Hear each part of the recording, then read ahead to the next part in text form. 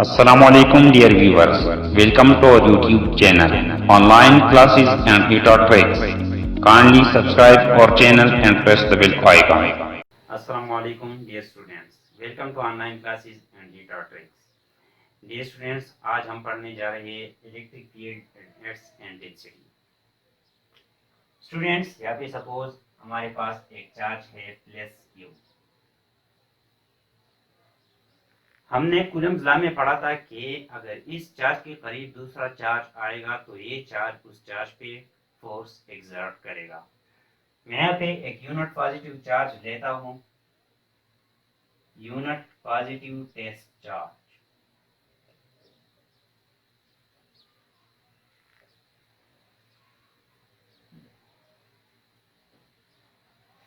और इस चार्ज को यहाँ पे जो प्लस क्यू चार्ज है इसकी तरफ मूव कर रहा हूँ।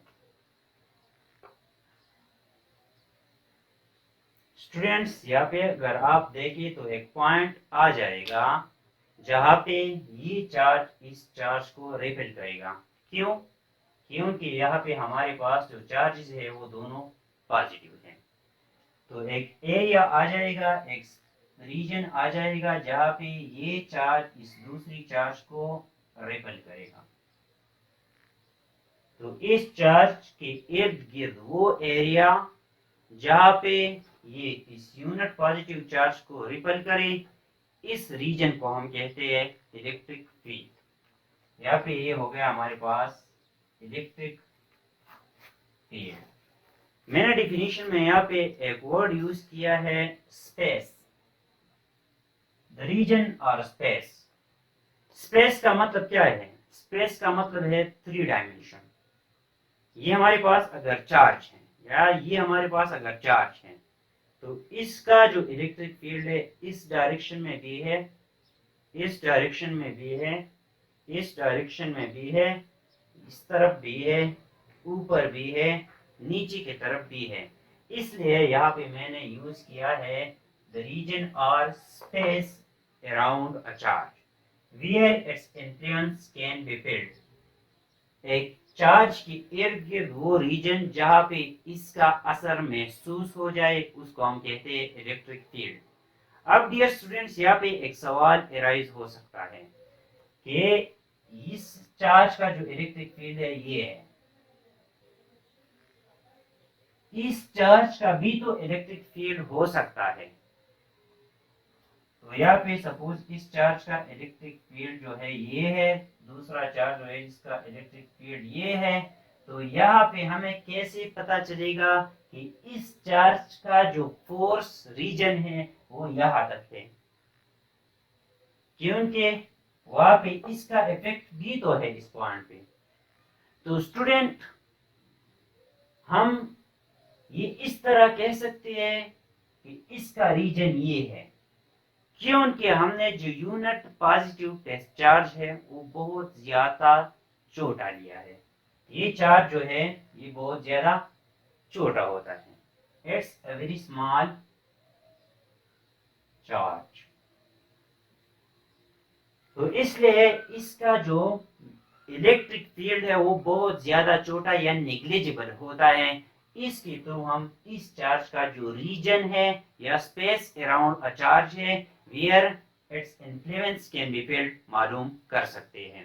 स्टूडेंट्स, दूसरा डिफिनीशन में इस तरह भी कर सकता हूं कि reason around a charge where its experience a force on unit positive charge। Unit positive charge ये है, जब ये चार्ज इस तरफ मूव करेगा तो एक जगह पे ये चार्ज फोर्स महसूस करेगा। तो उस रीजन को हम फिर कहते हैं कि ये हमारे पास इलेक्ट्रिक फील्ड हो गया। तो दूसरा डिफिनीशन हम लिख सकते हैं कि the region around a charge, the region और space around a charge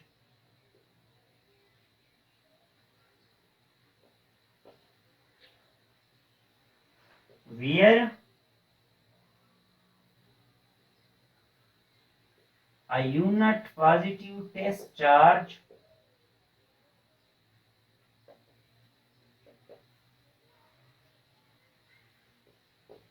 experience a force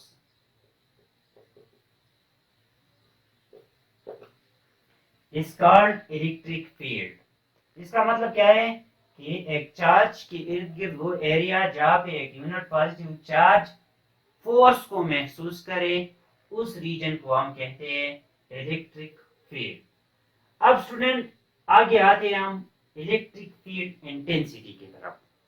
electric field intensity का मतलब क्या है? इंटेंसिटी का मतलब है शिद्दत।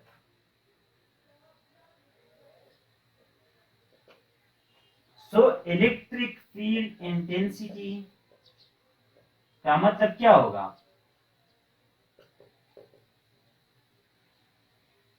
कि ये चार्ज इस यूनिट पॉजिटिव टेस्ट चार्ज पे कितना फोर्स लगा रहा है।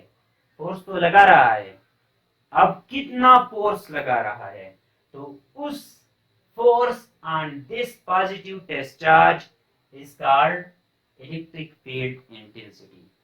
उस फोर्स को हम इलेक्ट्रिक फील्ड इंटेंसिटी कहते हैं जो इस पॉजिटिव टेस्ट चार्ज पे लग रहा है।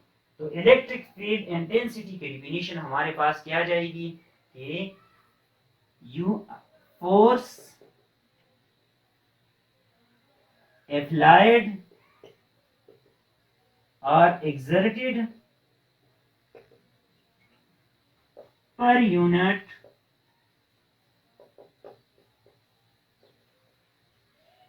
positive test charge। Unit positive test charge पे जितना फोर्स लग रहा है उसको हम कहते हैं इलेक्ट्रिक फील्ड इंटेंसिटी। तो हम किस तरह लिख सकते हैं इस डिफिनेशन को mathematically? Electric field intensity is equal to force पर यूनिट पॉजिटिव टेस्ट चार्ज। यहाँ पे जो टेस्ट चार्ज है वो हम रिप्रेजेंट करते हैं क्यू नॉट से, और ये चार्ज जो है मैंने क्यू से रिप्रेजेंट किया है। तो फोर्स एक्सर्टेड पर यूनिट पॉजिटिव टेस्ट चार्ज। अब डियर स्टूडेंट्स, यहाँ पे जो इलेक्ट्रिक फील्ड इंटेंसिटी मैंने फाइंड करनी है वो इस चार्ज की करनी है। तो हमने ये इक्वेशन कन्वर्ट करना है in the form of this charge. ये तो क्यू नॉट के फॉर्म में है, हमने इस इक्वेशन को कन्वर्ट करना है इस चार्ज के फॉर्म में। तो उसके लिए हम लगाते हैं कूलम्ब्स लॉ। कूलम लॉ क्या था कि इन दोनों चार्जेस के दरमियान जो फोर्स है वो क्या होगा?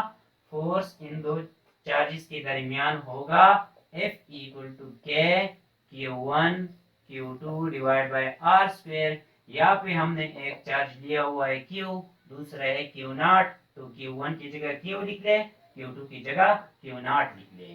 के Q0 divide by R square.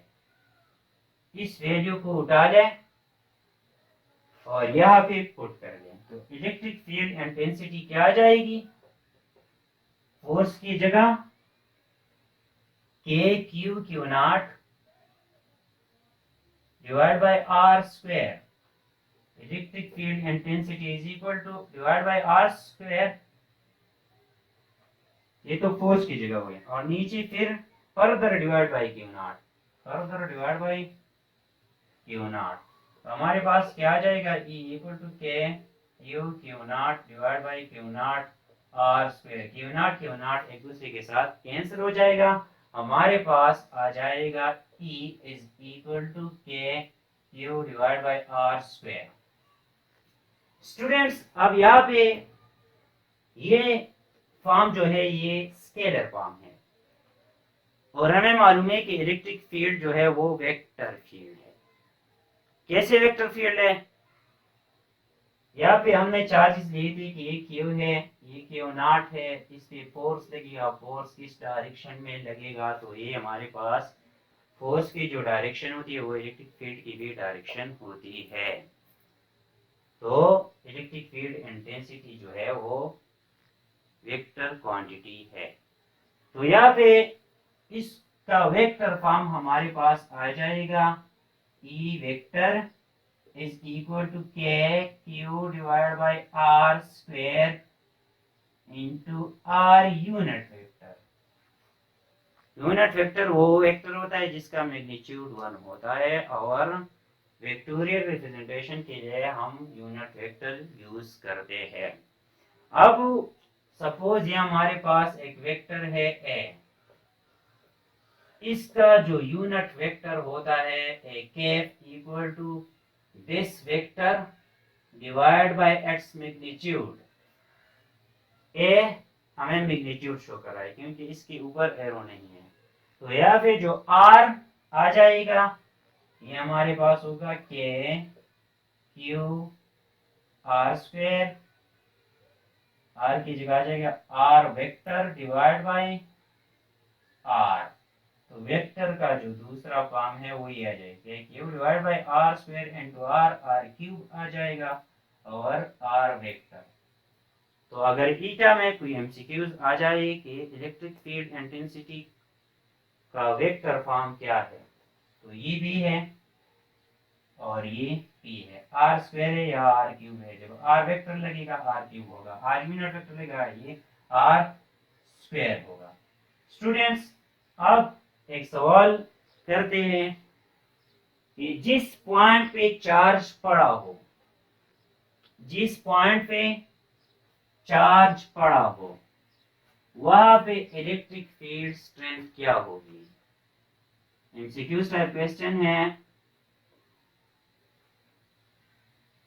Electric field strength due to a charge at a point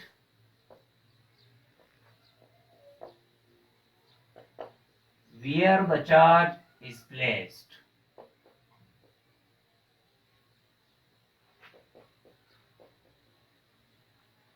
is dash। ये हमारे पास है 0, बी हमारे पास है मैक्सिमम, सी हमारे पास है अनडिफाइंड, डी हमारे पास है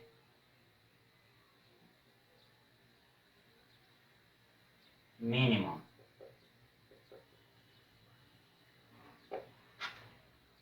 स्टूडेंट्स इस क्वेश्चन का मतलब क्या है। क्वेश्चन का मतलब ये है कि अगर एक चार्ज है और अपनी जगह पे पड़ा हुआ है तो उस जगह पे इसका इलेक्ट्रिक फील्ड स्ट्रेंथ क्या होगा। ये एक चार्ज है, इस जगह पे पड़ा हुआ है, तो यहाँ पे इलेक्ट्रिक फील्ड स्ट्रेंथ क्या होगी। अगर देखा जाए तो जैसे हम करीब आते हैं इलेक्ट्रिक फील्ड स्ट्रेंथ बढ़ती है, यहाँ पे और बढ़ेगी, यहाँ पे और ज्यादा होगी चार्ज के फोर्स। तो इसका मतलब ये कि इलेक्ट्रिक फील्ड स्ट्रेंथ यहाँ पे ज्यादा है। इस पॉइंट पे ए बी सी, ए का जो इलेक्ट्रिक फील्ड स्ट्रेंथ है वो बी से ज्यादा है, बी का जो इलेक्ट्रिक फील्ड स्ट्रेंथ है वो सी से ज्यादा है। यहाँ पे पॉइंट नंबर 1 का जो इलेक्ट्रिक फील्ड स्ट्रेंथ है वो ए से ज्यादा है। यहाँ पे इलेक्ट्रिक फील्ड स्ट्रेंथ आपके ख्याल में क्या होगी, सबसे ज्यादा होगी। नहीं जी, सबसे ज्यादा नहीं होगी। क्यों? क्योंकि हमारे पास है E is equal to k q divide by r square. यहाँ पे डिस्टेंस क्या हो गया, 0 हो गया। तो इस यहाँ पे पुट कर ले के क्यू डिवाइड बाई 0, के q divide by 0 is undefined, so we can say that the answer will be undefined। आप नोट कर ले इसको, ईटा एमसीक्यूज के लिए ये एक बहुत अहम क्वेश्चन है, 2 टेस्ट में आ चुका है, शायद इस साल भी आ जाए, तो इस पॉइंट को नोट कर ले। अब अगर इसकी जगह ये हो electric field strength to a point, strength due to a point at a point due to a charge at a point where the distance tends to the charge. क्या मतलब है कि डिस्टेंस जो है वो चार्ज के बिल्कुल करीब है, तो फिर हमारे पास बहुत ज्यादा मैक्सिमम होगी। क्योंकि डिस्टेंस जब बहुत ज्यादा कम हो गया तो इनवर्स रिलेशन है दोनों का, तो इलेक्ट्रिक फील्ड स्ट्रेंथ सबसे ज़्यादा हो जाएगा इस पॉइंट पे। डियर स्टूडेंट्स, आज तक के लिए इतना काफ़ी है। फिर भी अगर आपका कोई क्वेश्चन हो तो आप कमेंट बॉक्स में पूछ सकते हैं।